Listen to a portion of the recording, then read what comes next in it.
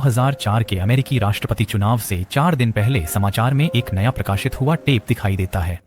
George Bush और John Kerry के बीच का चुनाव सितंबर 11 के हमलों के बाद विदेशी नीति के फैसलों से प्रभावित था। यह टेप, जो अल जजीरा द्वारा प्रकाशित किया गया है, अब एक स्वस्थ ओसामा बिन लादेन को दिखाता है, जो पहले से कहीं अधिक सीधे तौर पर हमलों की जिम्मेदारी ले रहा है। इस रिकॉर्डिंग का मंचन, जिसमें बिन लादेन अपनी छवि एक वैध व्यक्ति के रूप में प्रस्तुत करने की कोशिश करता है, उस राष्ट्र को सीधे संबोधित करता है जिसे उसने हमला किया था। यह एक पीड़ादायक याद दिलाता है कि जिस व्यक्ति को दुनिया भर में सबसे ज्यादा ढूंढा जा रहा है, वह शायद कहीं सुरक्षित महसूस कर रहा होगा।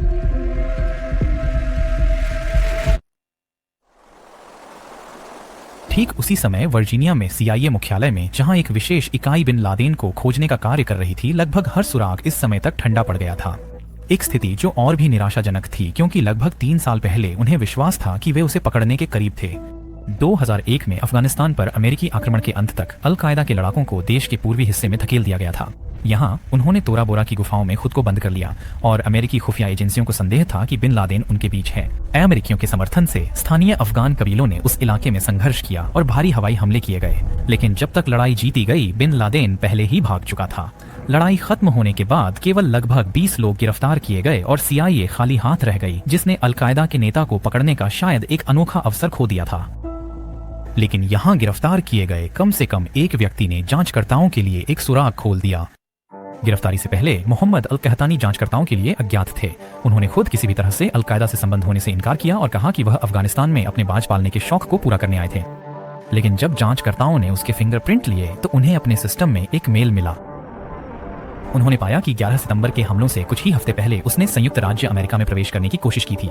उसके पास $2,800 नकद था और वह एक तरफा टिकट पर यात्रा कर रहा था, जिसकी वजह से कस्टम एजेंट को कथानी पर संदेह हुआ और उसे देश में प्रवेश से वंचित कर दिया गया, यह सोचकर कि वह अवैध रूप से आवर्जन करने की कोशिश कर सकता है। जांचकर्ताओं को यह भी पता था कि उसी दिन ऑरलैंडो एयरपोर्ट से संयुक्त अरब अमीरात में अल-कायदा के टेलीफोन नंबर पर एक कॉल की गई थी। इस नंबर की निगरानी की जा रही थी और यह तथ्य कि कटानी उसी समय एयरपोर्ट पर था, जांचकर्ताओं को इन घटनाओं के बीच कुछ प्रकार का संबंध स्थापित करने के लिए प्रेरित करता था। FBI एजेंटों ने अधिक सुराग खोजने के लिए हवाई अड्डे की निगरानी फुटेज की ढेरों में जांच की और अंततः वे सफल हुए। वे एक कार की पहचान करने में सक्षम हुए जो उस समय मोहम्मद अट्टा द्वारा किराए पर ली गई थी। आज था सितंबर 11 हमलों का सरगना था और उसने अमेरिकन एयरलाइंस फ्लाइट 11 को उड़ाया था, जिसने वर्ल्ड ट्रेड सेंटर के नॉर्थ टावर से टकराई थी। यह निष्कर्ष निकाला गया कि अतः हवाई अड्डे पर कथानी को लेने की प्रतीक्षा कर रहा था। व्यापक रूप से यह माना जाता है कि कथानी को यूनाइटेड एयरलाइंस फ्लाइट 99 के अपहरणकर्ताओं में से एक के रूप में निर्धारित किया गया था, जो उस हमलावर के इच्छित गंतव्य तक नहीं पहुंच पाई, क्योंकि वह पेंसिल्वेनिया में तब दुर्घटनाग्रस्त हो गई जब यात्री नियंत्रण पुनः प्राप्त करने का प्रयास कर रहे थे। उस जानकारी के साथ कथानी से पूछताछ की गई और वह कई अल-कायदा कैदियों में से एक था, जिसने आने वाले महीनों और वर्षों में जांचकर्ताओं को समूह के आंतरिक कामकाज की बेहतर तस्वीर प्राप्त करने में सक्षम बनाया। अबू जुबेदाह, जो समूह के लिए एक रसदकर्ता थे, को मार्च 2002 में गिरफ्तार किया गया और उन्होंने CIA को यह जानकारी दी कि खालिद शेख मोहम्मद, जो अल-कायदा के संचालन कमांडर थे, ने अमेरिका पर हमलों की योजना बनाई थी। 1 साल बाद उसे भी गिरफ्तार किया गया। खुलासा हुआ कि जुलाई 2001 में हमलों की तैयारी के दौरान खालिद शेख मोहम्मद ने उसे CIA के लिए पहले अनजान व्यक्ति अबू अहमद अल-कुवैती से मिलवाया, जिसने कहतानी को परिचालन सुरक्षा में प्रशिक्षित किया। इन सब ने अन्वेषकों को अल-कायदा की संरचना को बेहतर समझने में मदद की, कम प्रशिक्षित ऑपरेटरों के साथ एक आदेश और योजना वाली परत और बिन लादेन नेता के रूप में। लेकिन वे अभी भी बिन लादेन के ठिकाने के बारे में अज्ञानी थे। CIA यह समझने के लिए संबंधों का नक्शा बना रहा था कि कौन उनके निकट संपर्क में था और वह अपने छिपने की जगह से कैसे संवाद करता था। बिन लादेन के परिवार के सदस्यों के उसके निजी नेटवर्क की भी जांच की गई। हालांकि बिन लादेन और उनके उन परिवार के सदस्यों के बीच कोई संपर्क नहीं था जिन्हें खोजा जा सकता था। जो CIA जानती थी वह यह था कि बिन लादेन संदेश भेजता रहा। आने वाले वर्षों में नए ऑडियो टेप सामने आए और यह जाना गया कि वह अल-कायदा में नेतृत्व के सदस्यों के साथ संवाद कर रहा था। इसलिए CIA की रणनीति थी कि वे सूचना पहुंचाने वाले नेटवर्क की खोज करें जो लोग जानकारी ले जाते हैं।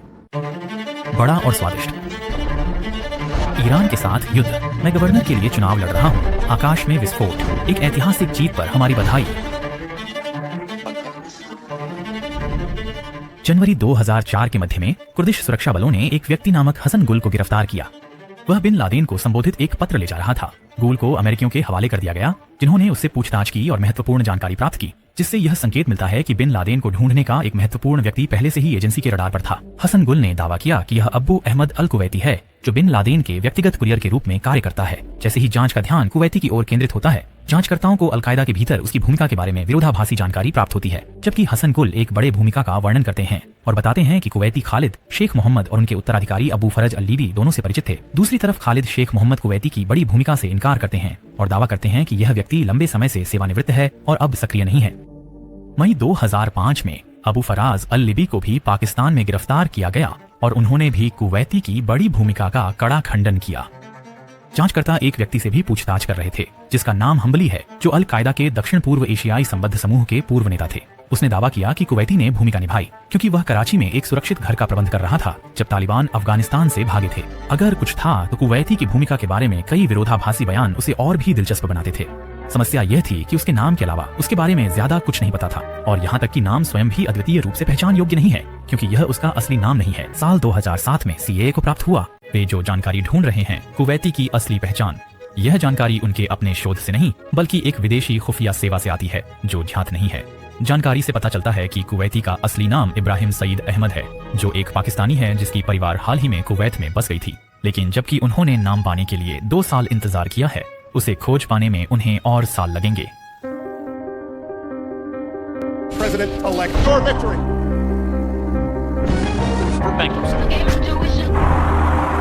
I'll let you finish. Michael Jackson has died. The rescue effort begins. This guy is great, as good as we've seen. जून 2010 में कुवैती और उसके भाई ने अपने मोबाइल फोनों के साथ संवाद करने का तरीका बदल दिया, जिससे कि गई कॉलों के भूस्थान को निर्धारित करना संभव हो गया। एनएसए को तीसरे देश से कुवैती से जुड़े होने का संदेह वाले टेलीफोन नंबर प्राप्त हुए थे, जिन्हें अब इंटरसेप्ट किया गया। अनगिनत निगरानी के बीच एक व्यक्ति विशेष रूप से ध्यान आया क्योंकि वह कुवैती के प्रोफाइल से मेल खाता था। उसने अरबी और पश्तो का मिश्रण बोला, जो भाषा उत्तर पश्चिम पाकिस्तान में बोली जाती है, और फारस की खाड़ी में एक दोस्त के साथ बातचीत में उस व्यक्ति ने अपने ठिकाने के सवाल को टालते हुए रहस्यमयी तरीके से जवाब दिया कि वह उन्हीं लोगों के साथ है जिनके साथ पहले था। इसके अलावा जांचकर्ताओं ने पहचाना कि यह व्यक्ति ट्रैक किए जाने से बचने के लिए काफी प्रयास करता है। उसका सेलफोन अधिकांश समय बंद रहता था और लगता है कि उसने सिर्फ तभी उसमें बैटरी लगाई जब वह पेशावर शहर के आसपास के क्षेत्र में था। जैसे जैसे यह निश्चित होने लगा कि यह व्यक्ति कुवैती है, उसे जमीनी स्तर पर ट्रैक करने के प्रयास शुरू हो गए। अगस्त 2010 में एक पाकिस्तानी सीआईए एजेंट ने पेशावर में उसकी कार में उसकी पहचान कर ली। वहां से उसे गुप्त रूप से उसके घर के रास्ते पर ट्रैक किया गया।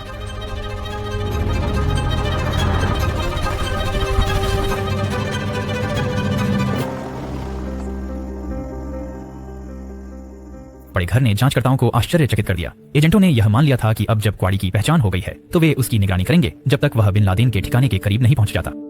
लेकिन जब आप उस विशाल परिसर को देखते हैं जिसमें क्वाड़ी रहता है, तो जांचकर्ताओं ने सोचा कि वे पहले से ही वहां हो सकते हैं, कि क्वाड़ी बिन लादेन के साथ उसी छत के नीचे रह रहा हो सकता है। हालांकि वॉशिंगटन उस समय पूरी तरह से इसके बारे में सुनिश्चित नहीं था। बिन लादेन का पता लगा लिया गया था और 11 सितंबर के हमलों के बाद से उच्च प्राथमिकता वाले इस मानव शिकार का अंतिम चरण आ गया था। अब कार्य खुफिया एजेंटों के साथ नहीं था बल्कि विशेष इकाइयों की एक टीम के साथ था, जो इस परिसर पर छापा मारते समय क्या उम्मीद करनी चाहिए इसे लेकर बहुत कम जानते थे। 1 मई 2011 को रात 11 बजे स्थानीय समय पर 2 ब्लैक हॉक हेलीकॉप्टर, जो गुप्त स्टील्थ तकनीक से लैस थे, जलालाबाद हवाई अड्डे से उड़ान भरते हैं और बिन लादेन के परिसर की ओर बढ़ते हैं। यह मिशन इस तथ्य से जटिल हो जाता है कि संयुक्त राज्य अमेरिका की सरकार ने पाकिस्तान को इस ऑपरेशन की सूचना न देने का निर्णय लिया था, जिसका अर्थ है कि नेवी सील्स को ध्यान नहीं देना होगा, जो विशेष रूप से चुनौतीपूर्ण लगता है क्योंकि बिन लादेन का परिसर एक पाकिस्तानी सैन्य अकादमी के बिल्कुल बगल में स्थित है।